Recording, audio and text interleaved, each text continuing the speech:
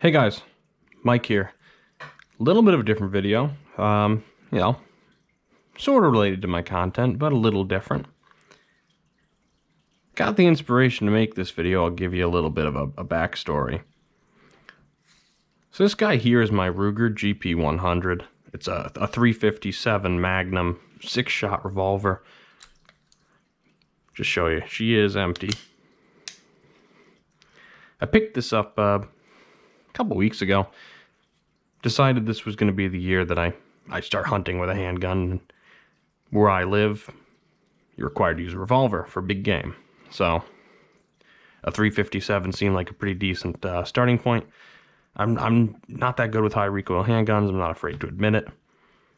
And I didn't know that much about revolvers. I've never owned a centerfire revolver other than the only thing I had was my rimfire little Heritage Rough Rider, fun little plinking gun. So I had to do quite a bit of research, which is something I usually don't have to do. I don't like to toot my own horn, but I know what I'm talking about when I'm looking at hunting implements.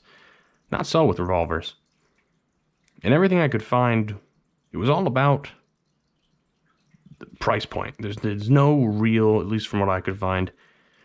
And remember, I'm new, but I couldn't find any affordable high-end revolvers.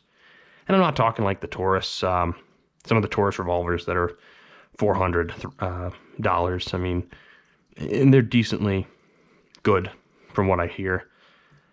But I wanted excellent. So I ended up landing on the GP100, which brand new. The basic ones are started around $1,000 MSRP, going all the way up to, if you're looking at the match champions, $1,400. Now this guy's a used one. I picked up for a pretty good price. 4¼ inch barrel. Really nice sights on it. Painted front post, fully adjustable front and rear sights. The lockup on it is crisp as can be. The single action trigger is glass, and it really has a decent double action trigger as well if you were to carry this in the brush. And really, I've just been blown away with the gun. I love it. And I mean, not the best handgun shot in the world, but at 15 yards, you can almost touch your bullets, which is just fantastic. Long story short, this thing's everything I wanted it to be. Precise, well manufactured, clean. It is a beautiful gun. On to the second part of the story. So today, I went into my local gun store to pick up some more 357. I'm going to go to the range tomorrow and practice with it. I got a sight in a couple guns from Predator season here. So my 223 and my 22 mag. And I saw this in the case. A Rock Island M206, which is part of like their 200 series, which is their budget guns. This guy had the whopping price tag at $220. And out of morbid curiosity, I bought it. What's the worst that can happen? That's a dirt cheap bargain price. And I don't know, I got a soft spot for cheap guns. Every time I see one, I'm just like, oh, I'm curious how bad it could be. It is worth saying it's not chambered in 357. These guys are only chambered in 38 special, not plus P, just regular 38 special. But still, I thought, it'd be an interesting little comparison. So in the box, what you get 2 sets of grips. You get this wooden set, which comes on it. It's like a little, as you can see, a tiny little thing, especially compared to my hand. I took them right off. Probably great for concealment, but I'm not trying to super conceal it. You get a couple spent shell casings to show, hey, it works. And of course your cable lock and revolver manual. Now I'll throw that right off to the side for right now, because you also get this nice little range bag. Keeps it nice, and it's got a nice little logo on it for Rock Island Armory. Of course, that's the importer of these guys. They're made in the Philippines. Of course, she is unloaded. But they're made by Armscor in the Philippines. And pretty rough as far as first impression goes. Little gritty to cock it into single action. Single action trigger pull is atrocious by comparison, but not terrible. I've definitely felt worse trigger pulls on semi-auto handguns. Lock up again, I mean, there's no problem with it. Maybe it's not as rock solid as the GP, but it's not like it's not dangerous. And of course, if I try to apply back pressure on it to keep it from locking in double action, it locks in just fine. So timing great right out of the factory.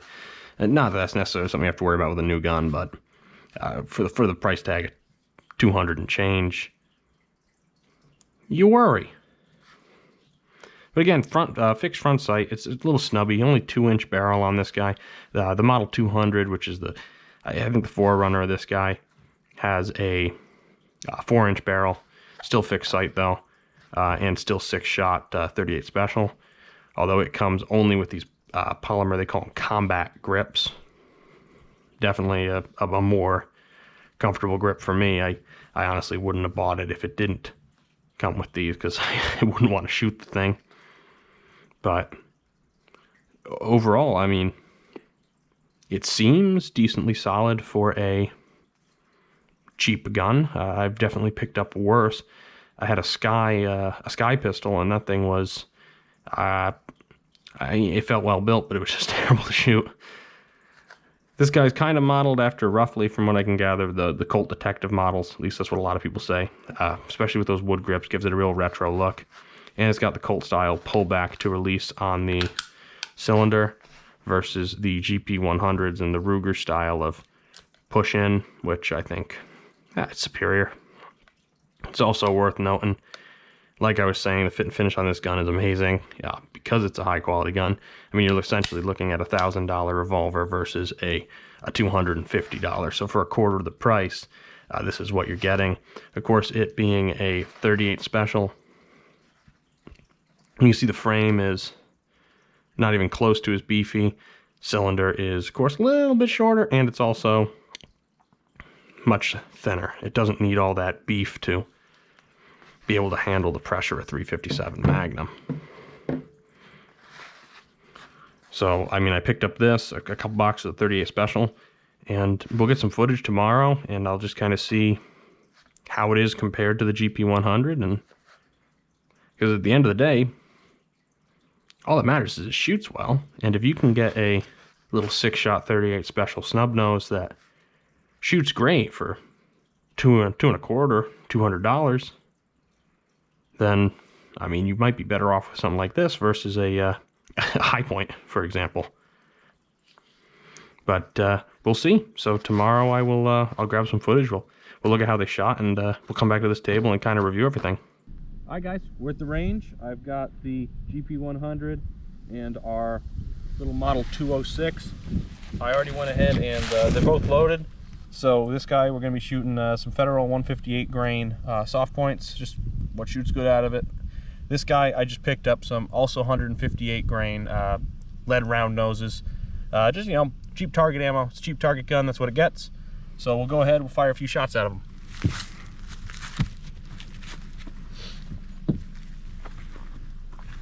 And we're at about 15 yards. I'm just going to do it. I'm going to semi-braced here.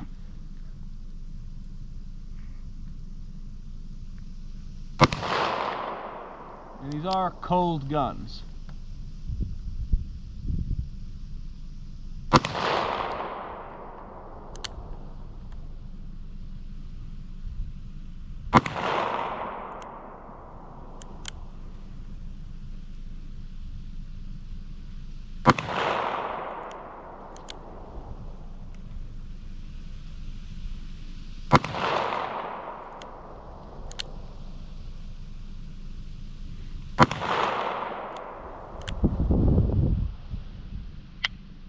Alrighty. I'm pulling them high because I haven't shot them all day, but we started cold on both. And let's see if this blows up.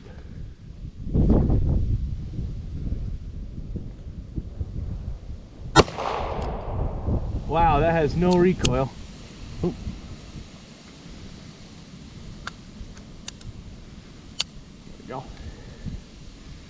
A little bit of malfunction. I gotta say, I understand why people like shooting these.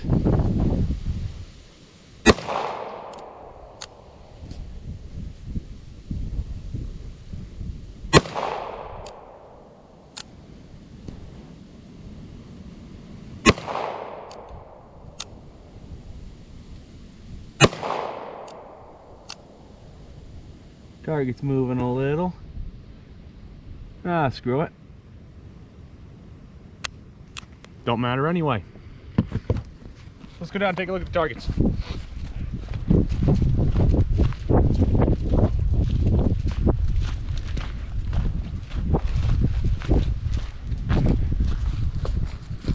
So obviously not my best shooting in the world. This is 357 here. 15 yards.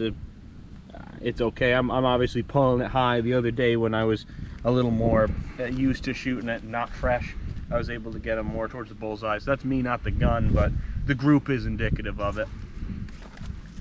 38 on the other hand, I don't know what we really expected. She's a 2-inch barrel 38, but we've got them all over the place. I mean, we got, let's see, all on paper, 1, 2, 3, 4, 5. Yeah, all on paper. Real soft shooting gun. Aside from that one little hiccup, which might have been me, my finger slipped off the hammer, so it went forward and cycled forward in the cylinder. So I just turned it back not to skip it. But yeah, that's what we get. So we'll head inside and talk about them. All right, guys, back inside from the range, and got our revolvers laid out here. Didn't really break down what ammo I was shooting, just kind of quick did the shooting clip. Very windy, so had to get in between the wind.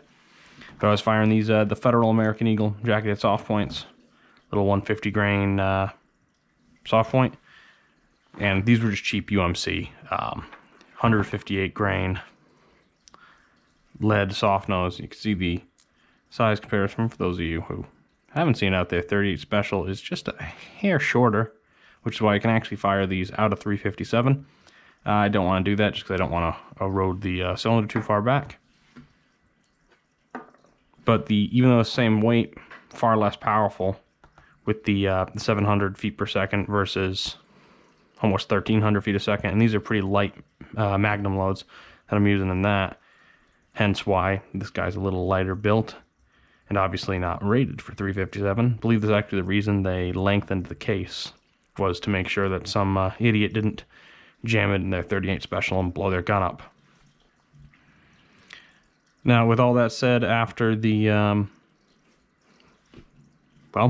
taking some shots with him, I did notice this guy continuing to shoot after I turned off the camera. Actually, is shooting to the, a little high and left. So, I wasn't pulling him. This guy just needs his sights adjusted a little bit. Great pro of at least having the adjustable sight.